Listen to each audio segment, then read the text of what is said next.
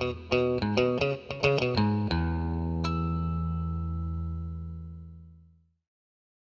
everyone, and welcome to another one of our videos. Today I'm going to be showing you how to install a dashcam hardwiring kit in my 2011 Nissan Xterra. This is a kit from a company called HitCar. I buy these through Amazon from the company directly, and I'll leave a link in the description below for you to take a look and see where I get these from. In addition to that, I also have a couple different ATA circuits from previous projects. Those are leftovers that I'm going to be using to wire this up into one of the fuse positions in the fuse box. And then I have a bag of fuses over here just to take care of fusing this circuit as well. So what I'm going to do is go over to the car, show you the current setup and kind of how I have everything tucked away, what I'm going to reuse from it, and what I'm going to do in order to install this new hardwiring kit. So I'm going to go over to the truck and take you over there so you can see. Alrighty, so I'm here in the interior of the truck now. I'm going to show you how I have the dash cam currently set up. I have the factory plug that came with the dash cam plugged into the cigarette lighter. So all I do whenever I start up the vehicle is plug that in. You can see the dash cam comes on, and that's how that works. And I have to manually unplug it every time I turn off the vehicle because this cigarette lighter stays with 12-volt power applied to it all the time. So I've accidentally burnt up a couple SD cards, leaving it plugged in for a week or two without driving the truck and having it record a wall for 2 weeks straight and destroy an SD card. So the way I have the cord run and the way that I'm going to be running the new hardwire kit is up underneath the glove box around here, and I come up behind the glove box through this little crack right here into the door seal, come up the door seal all the way up to the top, and then run it between the A-pillar and the headliner, around, and then up on top of the windshield, in between the headliner and the windscreen itself.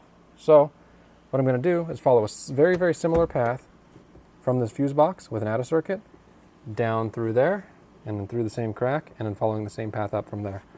So what I'm going to do is go ahead and bust out a multimeter and figure out which one of these fuses is switched power, which is going to be the one that I'm going to be using. And from there, I'm going to let you know which fuse that is, and we're going to take a look at installing the ATA circuit and the hardwire kit from there. Okay, so we've now selected the place where we're going to be installing the ATA circuit. You can see where the fuse is missing right there. That is for the heated seats, and conveniently enough, Nissan labels on the fuse map which ones are battery powered and which ones are ignition switched and accessory switched. So it made it really easy to find one. I double checked it with a multimeter and we're ready to go to install the circuit there. So what I'm going to do is find a good ground point and start running wires and crimping things together so we can have this thing wrapped up pretty quick. Alrighty, it's been a few minutes, and what I have here is basically what I need in order to complete the installation of the dashcam hardwire kit.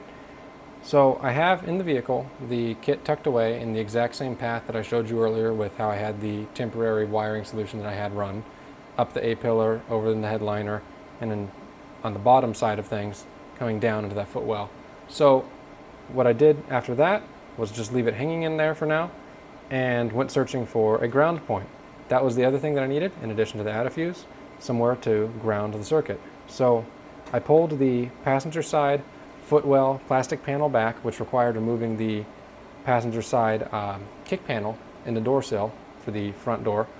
That just pulled up, the kick panel just pulled up and away.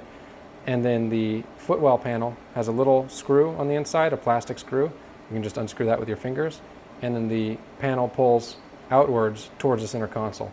So once I had that all completed, I found this bolt right here, back there, perfect ground point, attached a ring terminal to a length of wire with a crimp connection on the end, which I'm going to crimp to the dashcam hardwire kit, the power supply.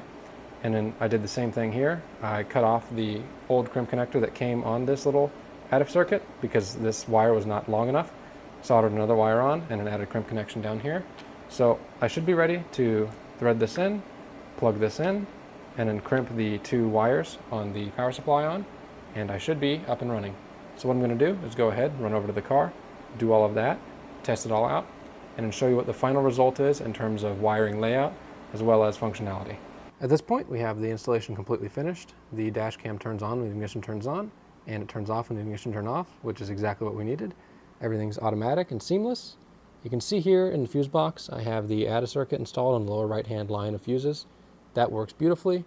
I don't know if I mentioned earlier or not, but the circuit that I used was the heated seat circuit, which is perfect in my case because it's not used for anything else anyway, so I don't have to worry about any overcurrent. Not that you would really have to anyway, even if you do have the heated seats. So if I close up the glove box and put my light down here in the footwell, you will kind of get an idea of how everything is run. So let me just point out how it all works. So as with before, the wiring comes up through here. So from the dash cam it comes down and then out this door seal into this crack right here, and then it runs down back behind this panel in the footwell. Now back behind here, and I apologize for not showing you with the panel off, I put everything back together because I got in kind of a rush and forgot to film it, but back behind here is where that ground bolt is that I showed earlier. It screws in this direction into the painted surface of the truck, and down here is also where I have all the wires bundled. So from that ATA circuit, I have that extended lead running down into here. The ground with its extended lead is already in here, and the wiring runs down through here into this area as well.